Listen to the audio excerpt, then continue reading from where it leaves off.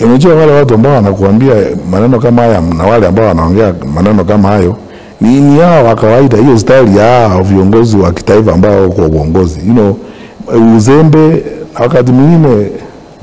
Anyway, watu wanasema sasa natafuta uongozi, nitumie lugha ya kawaida. Sababu mimi naona kusema tu kweli mambo kama hayo ni ujinga tu yani.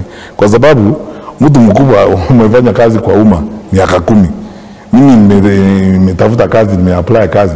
Sasa wakati nilitoka kazi, tulimaliza kuwa waziri, nikaenda kwa Profesa Kindiki. Nikaenda nika-apply kazi, nikatafuta kazi World Bank.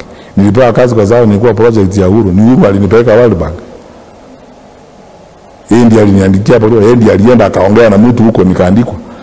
Unajua tujisaidie sisi kama wananchi wa Kenya na viongozi, tuwe watu wa kisasa na tusaidiane kuendesha nchi yetu mbele. Unajua mambo kama haya, porojo hii ya pesa 8 ya mambo ya zamani ya ujinga ndio inarudisha nchi nyuma.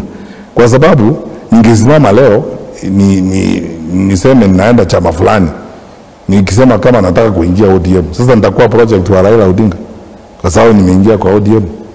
Unajua hii ni mambo ya kusema tu na kupoteza tu wakati wa watu.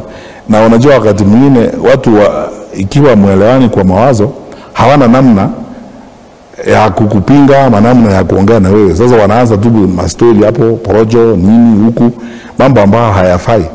Mimi sichakataa na mimi siwezi kukataa. Siwezi kusahihisha historia, huwezi kusahihisha historia. Mimi nilikuwa waziri, niliteuliwa waziri na Mheshimiwa Uhuru Kenyatta. Mimi ndio nilikuwa waziri wa kwanza kabisa Uhuru aliteula wakati alikuwa minister, ndio alikuwa president.